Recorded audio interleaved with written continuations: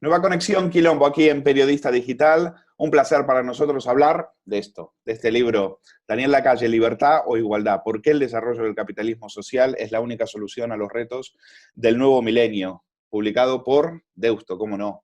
¿Qué tal, Daniel? Gracias por atendernos. Muchísimas gracias a vosotros por invitarme, Luis. ¿Qué tal? Bueno, enhorabuena por este libro, te lo estaba diciendo fuera de micrófono, me parece fantástico. Creo que es de los más teóricos y al mismo tiempo de los más sencillos de leer, lo cual eso implica un gran trabajo intelectual. Y me da la sensación que te adelantaste a una cuestión que ahora se está diciendo con esto de las paguitas, de la renta mínima vital, pero este libro, que yo creo que lo acabaste en como ahí diciembre del 2019 o un poquito después, ya tú estabas diciendo, cuidado con este tipo de políticas, porque lo que crean son votantes, clientes cautivos, es decir, votantes. Y eso es lo que está pasando con las medidas populistas. Y me parece que por eso este libro llega tan a tiempo.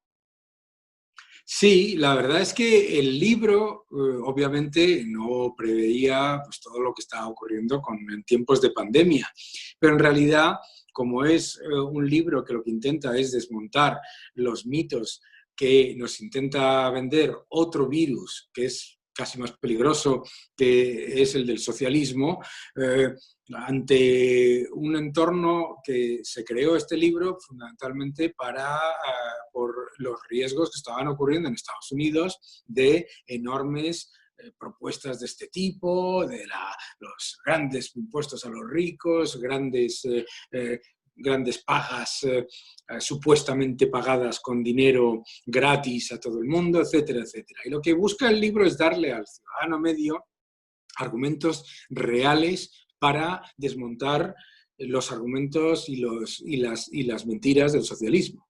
Exacto. Mira, a mí hay varias cuestiones, bueno, podría estar hablando horas porque cada capítulo, sobre todo el primero, me parece que tiene una fuerza extraordinaria, pero te quiero preguntar por el título, es decir, hablas de capitalismo social. A mí me sobra la palabra social, y creo que a Chafuén en el prólogo también, porque el capitalismo, al crear riqueza, al crear bienestar, ya de alguna manera, ya de por sí es social, porque beneficia a toda la sociedad. Y recuerdo lo que decía Rodríguez Brown, de social. Social es lo que pagan otros. Efectivamente, pero está hecho a posta. La razón por la que he tomado el apelativo de capitalismo social es porque quiero recuperar la palabra social donde debe estar, que es en las ideas de la libertad. Uno de los grandes problemas, y la razón por la vuelvo, este libro se publicó primero en Estados Unidos la izquierda ha robado el término liberal, que es absolutamente vergonzoso, ¿no? Y en Liberal España, en Estados Unidos significa progresismo. efectivamente, en Estados Unidos liberal significa izquierdista. Sobre Claro, todo, más que progresismo, significa izquierdista, significa la correcto. parte más izquierdista. Entonces, una de las cosas que me molesta es la apropiación por parte de la izquierda de palabras que son nuestras y que son de las ideas de la libertad, de las ideas de todo lo que tiene que ver con la competencia, con la innovación, con la meritocracia, con el libre mercado. Y por eso lo hice aposta, y lo hice muy aposta precisamente para que generase primero la reacción por parte de la gente, digamos, que es más liberal o que es más cercana a nuestras ideas, y dijese, pues, ¿qué es eso del capitalismo social? Suena a socialista, ¿no? Lee el libro, ¿sabes? Quiero que me devuelvan mi palabra, porque se la ha apropiado una gente que lo último que consigue es el beneficio para la sociedad. Bueno, Dani, pues entonces de parte de todos los puristas liberales estás exonerado, estás perdonado.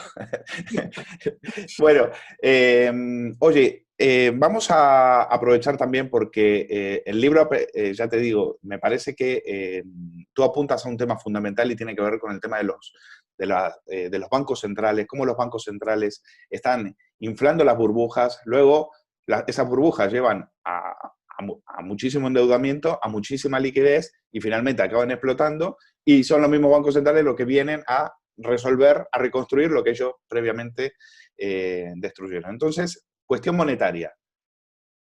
Porque yo escucho a Lagarde y escucho a todos estos eurócratas de la Unión Europea, a la cual no dejas, y para mí con razón, no dejas muy bien parada, diciendo que lo tienen todo controlado, que ellos controlan los ciclos económicos, que tranquilos, que movilizamos 200.000 millones de aquí, movemos de allá, tranquilidad. Merkel, 500.000 millones. Daniel, ¿de dónde sale ese dinero? Si hay tanto dinero.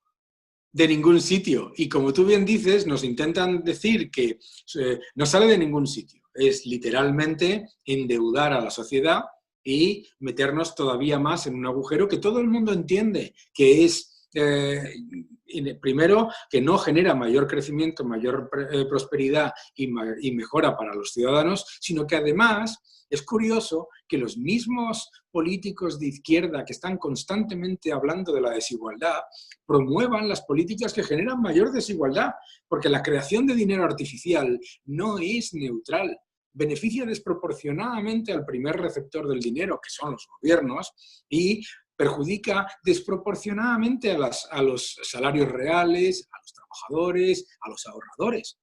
Entonces, es curioso que nos encontremos en una situación en la que sea la izquierda la que defienda una de las políticas estatistas más destructoras de la renta disponible, de los salarios reales y de la situación media del trabajador común, ¿no? Entonces, pues no sale de ningún sitio. Y la Unión Europea, además, está cometiendo un gravísimo error que explico en el libro, que es pensar que el euro es la moneda de reserva del mundo, y no lo es. Estados Unidos comete muchísimos errores desde el punto de vista monetario también, pero la razón por la que lo hace es porque sabe que la demanda de dólares del mundo es muy superior a la oferta que pone encima de la mesa. Eso no es el caso de la Unión Europea, y estamos poniendo estamos llevando a cabo unas medidas que luego son muy peligrosas, porque la evidencia la tiene el ciudadano medio. Llevamos con políticas ultraexpansivas, tipos sin interés negativo, recompras de bonos, etcétera, y la economía de la Unión Europea sigue estancada, ¿no? Daniel, estaba escuchando a nuestro amigo Gonzalo Bernardo, con quien te cruzas en las televisiones, diciendo que no hay ningún problema en imprimir. Que no hay ningún problema en imprimir. Y Pepe García Domingos en Twitter también diciendo que hay que empezar a imprimir y que esto imprimiendo dinero se soluciona. Yo estoy a punto de ir a comprar una fotocopiadora, también a pedirla por Amazon para poder imprimir dinero, si es tan fácil. Ahora, dicho con toda la ironía, pero ¿por qué en Europa no genera inflación y en América Latina genera la misma impresión de dinero, genera hiperinflación? Claro. ¿Cuál es la diferencia? La diferencia es la expansión cuantitativa. Lo que hace es que el Banco Central funciona igual que un banco, es decir, se está aumentando su balance y lo que está generando es crédito a la economía, inyectando liquidez. Que ese crédito no se convierte en hiperinflación, como en Argentina. Bueno, no, en Argentina no hay hiperinflación, pero hay alta inflación, o en Venezuela, etcétera, etcétera. La razón es exclusivamente porque no se utiliza directamente para financiar gasto público. Como tú bien sabes, en Argentina el Banco Central recibe por parte del gobierno la cantidad de pesos que tiene que imprimir, porque es lo que el gobierno gasta, entonces emite esos pesos. La demanda de pesos colapsa porque los propios ciudadanos argentinos no quieren esos pesos porque saben que les van a destruir el poder adquisitivo de la moneda. Entonces colapsa la demanda mientras aumenta la oferta. Es una cuestión de oferta y demanda, ¿verdad? En el caso de Europa no está generando inflación exclusivamente porque toda esa cantidad de liquidez se queda aparcada en gasto corriente y en deuda de los estados. Es decir, sí está generando una enorme inflación en los bonos soberanos. Cualquier ciudadano que nos esté mirando ahora mismo, que nos esté viendo, sabe que no tiene ninguna lógica pensar que un país que está al borde de la quiebra y sin liquidez para pagar los ERTES se esté financiando a tipos negativos en sus bonos soberanos. Eso es inflación. O sea, la inflación se crea donde va el dinero. Si tú rompes el mecanismo de transmisión de la política monetaria, como hace, por ejemplo, Argentina o Venezuela, y directamente sueltas billetes, lo que acabas es destruyendo claramente la economía y generando una enorme inflación. Si tú lo que haces es no romper ese mecanismo, pero convertirlo en un mecanismo en el que lo que haces es desproporcionadamente beneficiar al gobierno que se financia muy barato, en realidad no generas la inflación en el precio, pero sí generas la inflación en los activos de riesgo. Y además el propio Keynes alertó de ello porque esto fue exactamente lo que se hizo justo antes de la depresión de 1929. Lo que pasaba era que la Reserva Federal aumentaba brutalmente su balance, no aparecía la inflación por ningún lado y lo que se creó fue una depresión económica. Entonces, Gonzalo y ¿quién era la otra persona? García Domínguez. Y, García. y otros, el hermano de Garzón, bueno, ya los conoces. Lo primero es no la ignorancia, porque no son personas tontas, sino decidir conscientemente negar qué es el dinero. ¿Vale? ¿Qué es el dinero? El dinero no es... Si todo se solucionase imprimiendo dinero, ¿qué pasa? ¿Que somos tontos? No tendríamos nunca crisis, porque la masa monetaria no ha hecho nada más que crecer. Es una estupidez, ¿de acuerdo? Y además, muchos países, la inmensa mayoría, de hecho, de los países que están en depresión económica son precisamente los que más han aumentado la masa monetaria. Entonces, el dinero es la representación de los bienes y servicios y el crédito que existe en la economía. Si tú imprimes muchísimo más dinero, lo que estás generando es diluir el poder adquisitivo de ese dinero. Por otro lado, la idea de que no hay inflación en la eurozona también se desmonta con el aumento progresivo de las protestas por el aumento del coste de la vida que existen. Porque claro, si tú lo que estás haciendo es que los salarios reales se depriman y además estás haciendo que los estados gasten cada vez más, en realidad la inflación que estás creando es que las cosas que tú compras te cuestan más, aunque no sean tantas, y lo que estás cobrando no está mejorando. En realidad, es que es lo que se llama en inglés upside down economics. Es que es economía al revés. Sí, al revés. Es economía al revés, es decir, en vez de decir, no, el dinero es la representación de la riqueza y por lo tanto lo que tenemos que hacer es fortalecer la riqueza y mejorar la capacidad de la economía de enriquecerse. No, estos ponen el dinero como la causa de la riqueza. Sí. Daniel, tú dices que la crisis del 2008 rompió la confianza entre los mercados y los entes supranacionales. Ahora lo que alertas, y eso a los que... Es decir, en el 2008 los que salieron beneficiados de aquella crisis fueron los gobiernos, porque precisamente lo que hicieron fue aumentar la deuda y aumentar la liquidez y bajar los tipos. Ahora, en esta crisis, donde estamos ante una situación, aunque Lagarde dice que es una situación muy diferente y que no tiene nada que ver con lo que era en el 2008, también van a recurrir a medidas populistas, con lo cual también se van a terminar beneficiando los gobiernos y arruinando las clases medias. Claro, claro. Y bajo el subterfugio de que es que ahora tienen que gastar. O sea, lo primero que te dicen es, nosotros tenemos un gasto de bonanza en el que nos habíamos metido durante la época de crecimiento. Y entonces dicen, no, esto no se toca, pero además tenemos que rescatar, ayudar, etcétera, etcétera, etcétera.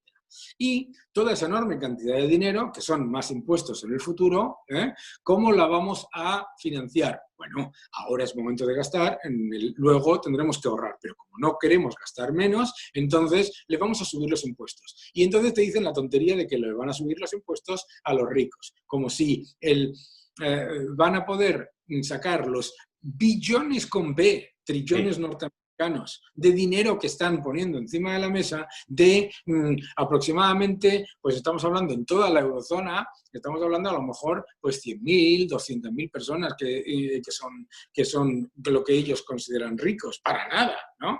Entonces le van a subir los impuestos brutalmente a toda la clase media que por otro lado el subterfugio de los impuestos a los ricos, ya lo explicaba claramente Maquiavelo en El Príncipe, el subterfugio de los impuestos a los ricos es la manera de subirle los impuestos a la clase media sin que se entere. Les llamas impuestos especiales, como si no lo pagaran.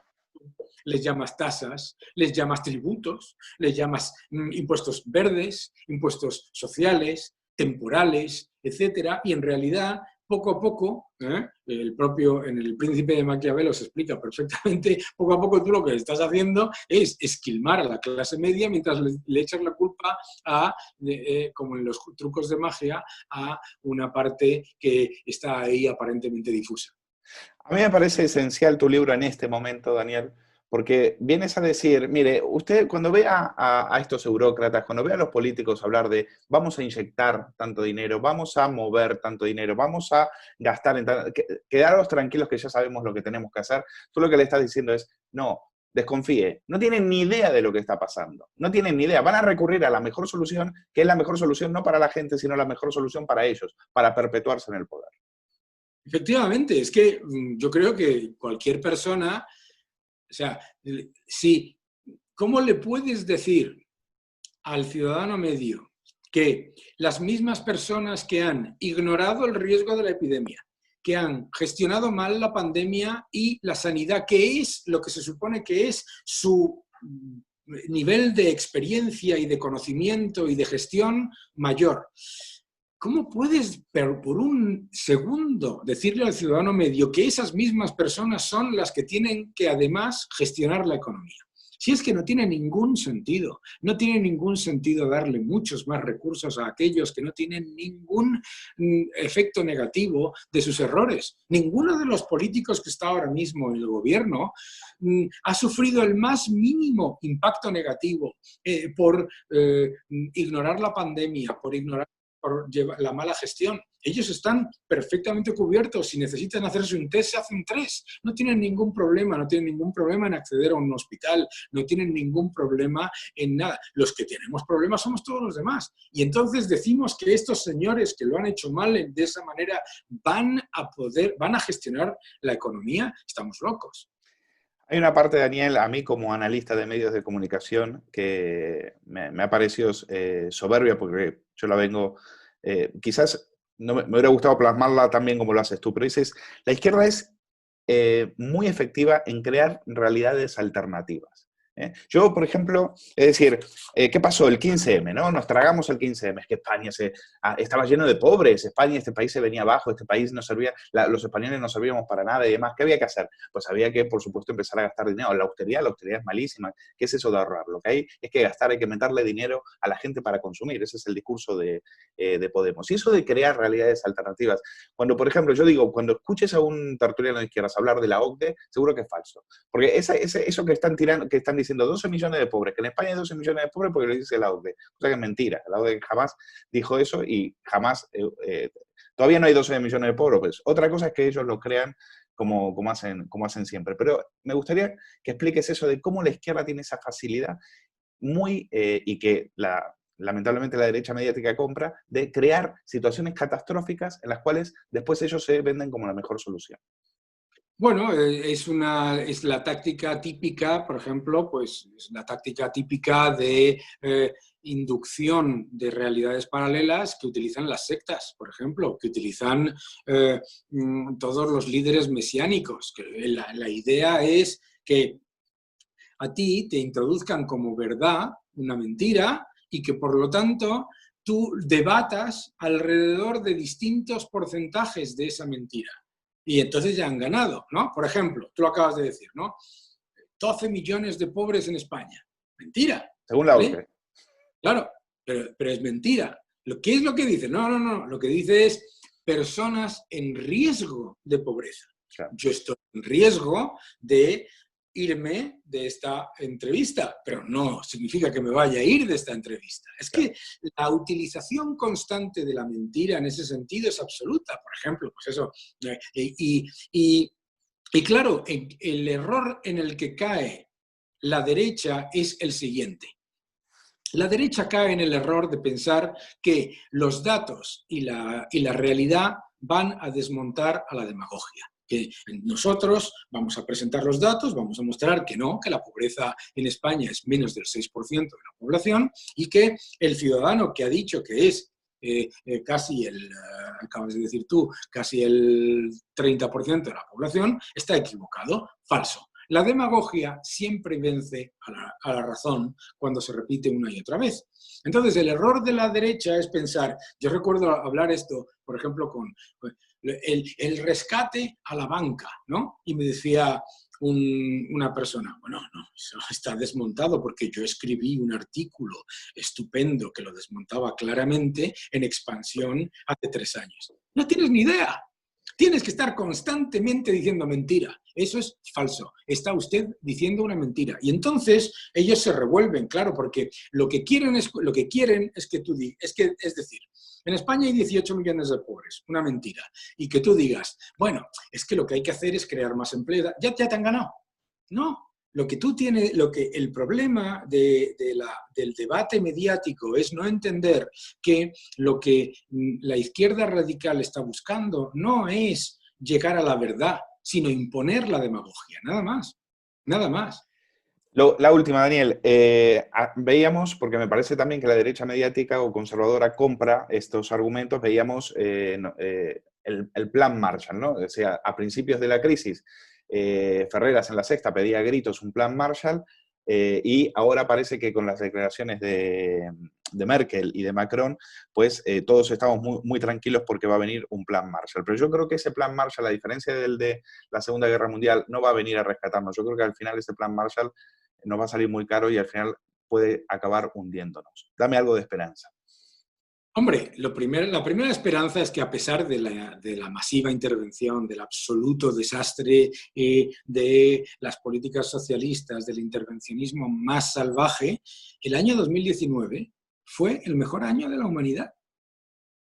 A pesar de los gobiernos, a pesar de toda esa cantidad de escollos a la creación de empleo, al fortalecimiento de la economía, a pesar de las soluciones mágicas, el ser humano es tan impresionante que se sobrepone hasta a los escollos más importantes. Es una pena que no se pueda sobreponer antes, es una pena que no se pueda llevar a cabo ese aumento de progreso antes. Pero lo maravilloso del capitalismo y lo maravilloso de la interacción entre los agentes económicos y los seres humanos es que a pesar de la casi hegemonía mediática y educativa de la izquierda, nunca gana democráticamente. Nunca.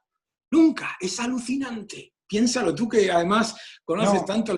Yo creo que ellos se han dado cuenta que la batalla económica la han perdido, la perdieron hace mucho tiempo, pero están ganando la batalla de la propaganda, que es lo que me preocupa. Y es donde tú al final del libro atacas. Dices, cuidado porque son muy eficaces en el tema de la propaganda y así nos van a terminar hundiendo. La economía, está claro que en la economía no nos han ganado y en eso está bien claro y ellos son conscientes de eso. No nos van a venir aquí con argumentos económicos. Los suyos van a ir por el lado de la emoción y de la razón. Pero te pregunto, a mí, ¿no crees que un plan Marshall es premiar a los que se han comportado de forma irresponsablemente desde el punto de vista fiscal, a los que han despilfarrado, a los que no han hecho las cuentas? Es decir, no podemos, es decir, parece que nos van a condenar a perpetuidad a repetir los mismos errores. Yo diría, claro, no al plan Marshall, no quiero vuestro dinero, no lo quiero, quédenselo. Pero piensa, fíjate que ya en nuestro debate, en el tuyo y el mío, ya hemos caído en la trampa. El primero es el concepto de plan Marshall, ¿vale? Plan Marshall es, primero, no hay Marshall, ¿vale? Es muy importante. Segundo, aquí no se ha destruido nada. Aquí el tejido productivo, el talento, el capital está intacto. Lo que han hecho ha sido el cierre forzoso de la economía. Por lo tanto, te están llevando a pensar que ha habido una devastación no generada por ellos, falsa, claro, y que eso lo tienen que solucionar ellos. Es que esto es fantástico. Volvemos a lo de la utilización de los dogmas falsos. Es decir, ¿cómo va a estar usted en contra de un plan Marshall? Si lo que está proponiéndose es reconstruir la economía. No, claro, es que no hace falta. Es que la economía, señores, lo han cerrado ustedes por decreto. Ábranla y empezamos a trabajar. En definitiva, un plan de reconstrucción para reconstruir lo que ellos destruyeron previamente. Sí. Daniel, tienes otra entrevista, así que no te entretengo más. Muchísimas gracias por estar con nosotros en Periodista Digital. Enhorabuena por este libro, Libertad e Igualdad, editado por Deusto. Gracias, Daniel. Un abrazo fuerte y seguid defendiendo la libertad. Gracias.